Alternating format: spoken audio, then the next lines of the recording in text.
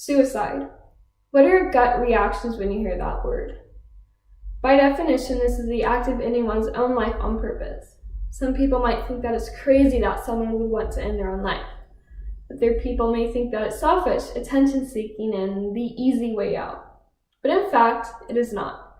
See, suicide is a significant problem. According to the American Foundation for Suicide Prevention, during 2018 in the United States, there were an estimated 1.4 million suicide attempts. 48,344 people succeeded in their attempts. Worldwide, 800,000 people kill themselves every year. This is the second leading cause of death for ages 15 to 24 globally, and 10th for all ages in the US. But the rates do differ between things like gender or race, sexual gender orientation, and age, so let's go over this. According to the Youth Risk Behavior Study from 2017, females reported almost twice the amount of suicide attempts than males. Girls are more likely to have suicidal ideation and attempts, but men are almost 4 times more likely to follow through with their act. This is because men tend to use firearms while women use poisoning or other methods. And from the former study, 7.4% of teenagers in 9th to 12th grade reported that they had attempted suicide at least once in the past 12 months. 7.4%. In 2017, more than 6,200 14 to 18-year-olds committed suicide. Now, that may not seem like a lot of deaths, but in reality it is, because suicide does not only include the person's death, it also affects the friends and family.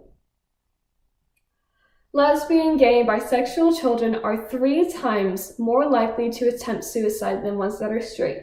And if they come from a rejecting family, they are 8 times more likely to attempt suicide. And they are also more likely to have a medically serious attempt.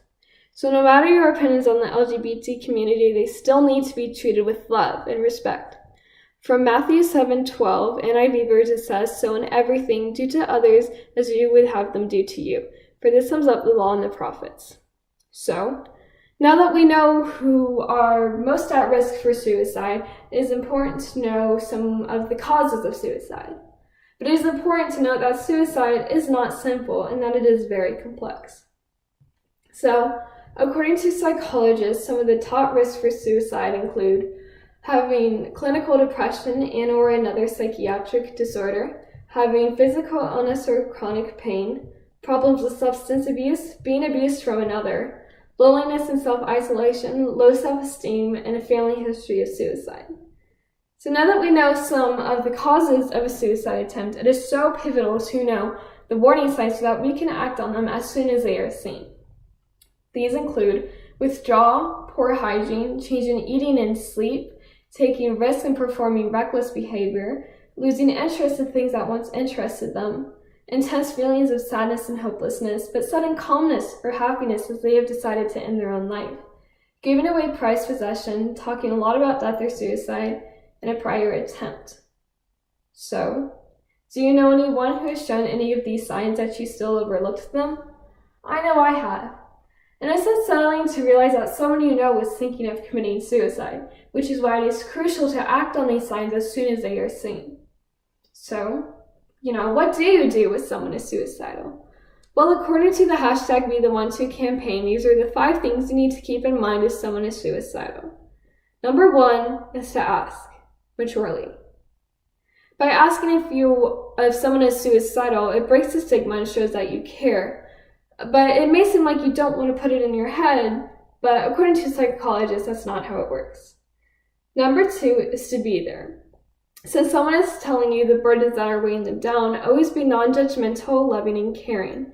And when you are talking to them, make sure to focus your words and actions on that person, not yourself. Number 3 is to keep them safe. This could be confiscating anything that the person could use to hurt themselves, even if it is non-suicidal self-harm.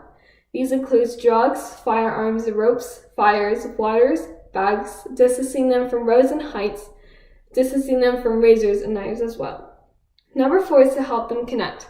This could be to a suicide hotline and a therapist. And number 5 is be willing to follow up personally for quite some time, as suicidal thoughts are fleeting but also may persist. You could do this like inviting the person to go get coffee or baking them their favorite pastry. That's great to make them feel loved and wanted instead of worthless, and that is also great for someone with depression. But I also urge you to stop taking suicide so lightly. My peers and I have treated this pandemic of teenage suicide so lightly and casted jokes around them. Yes, your jokes about suicide may be dark, edgy humor, but in reality, there is nothing humorous about someone ending their own life and then the family's grief. So please stop romanticizing, glorifying, and humorizing mental illness and suicide. This is not an aesthetic. This is not a trend. This is not a joke. It is illness and needs professional help to be treated. So, with rates up by almost 57% and no one knowing why, it is important that all people, including us teenagers, should be able to receive the help that we need. This includes therapy, support from loved ones, and possibly medicine. But teenagers especially need you adults to help us. See, if we are under the age of 18, we have to have your parental consent to attend therapy. And I also urge you to reach out to people you know, donate to organizations like AFSP and the National Suicide Prevention Lifeline, and to always be kind to those around you. With all of us working together, bringing awareness and prevention, we can begin to make a dent in this crisis plaguing our world. It should never take a suicide to speak up. Thank you.